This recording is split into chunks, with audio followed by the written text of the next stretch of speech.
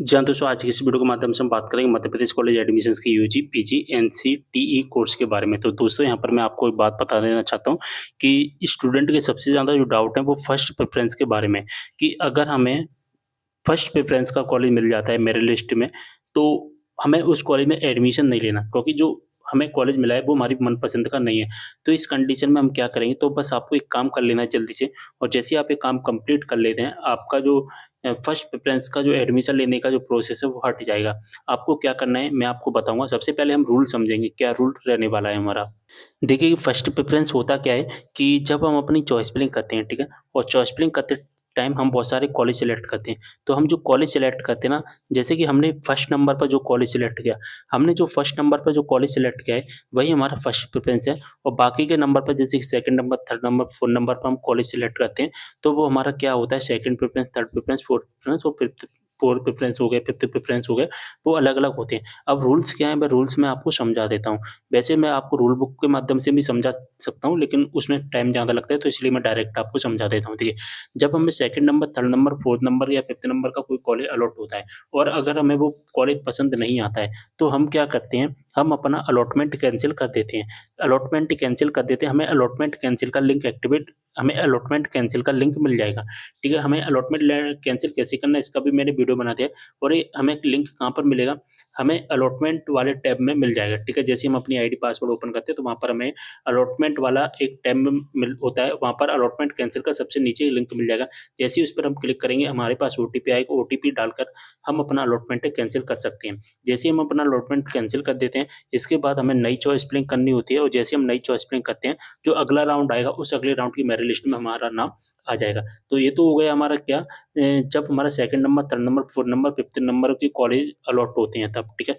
अगर हम वहीं बात करें, जब हमें फर्स्ट नंबर का कोई कॉलेज अलॉट होता है, जब हमें फर्स्ट नंबर का अगर कॉलेज अलॉट होता है, तो रूल क्या कहता है वो मैं आपको बता देता हूँ। रूल हमारा ये कहता है कि जब किसी स्टूडेंट को फर्स्ट प्रेफ़रेंस का कॉलेज अलॉट होता है और वो उस कॉलेज में एडमिशन नहीं लेता, तो आने वाले जितने भी राउंड होते हैं, उन सभी राउंडों से बाहर कर दिया जाएगा। जैसे कि फर्स्ट राउंड में मेरे लिस्ट में फर्स्ट प्रेफ़रेंस मिला, तो सेकंड राउंड, थर्ड राउंड से बाहर हो जाएगा। सेकंड राउंड में मिला, तो थर्ड राउंड से बाहर हो जाएगा। यानी कि आने वाले अगले जो भी राउंड हैं, उन सभी राउंड से बाहर कर दिया जाता है फर्स्ट प्रेफ़रेंस का।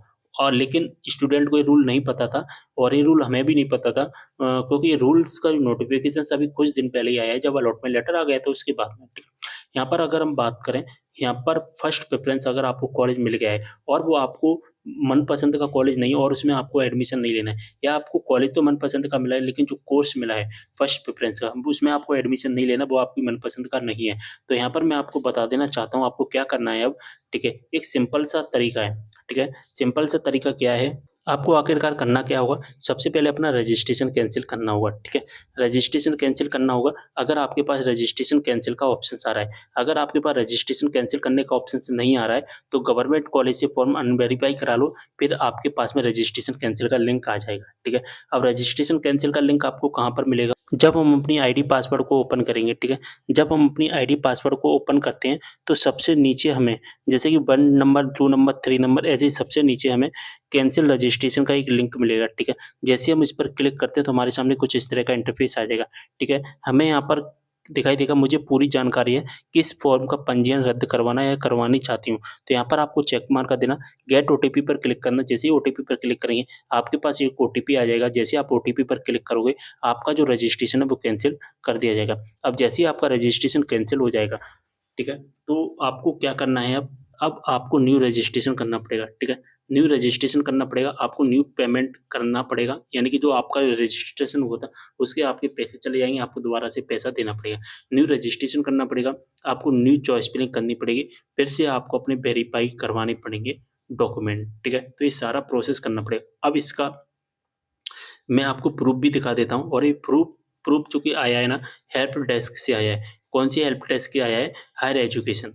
कहाँ से आया है? डायरेक्ट हायर एजुकेशन से मेरे पास मेल आया है, वो मैं मेल आपको बता देता हूँ।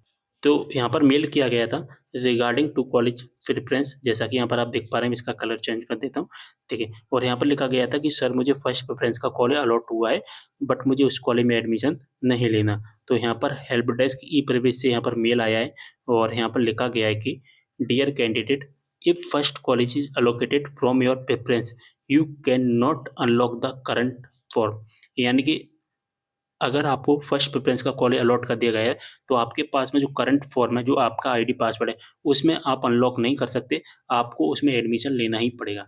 अगर आपको उसमें एडमिशन नहीं लेना है, तो you can cancel your registration from cancel registration menu in your login and refill the new form.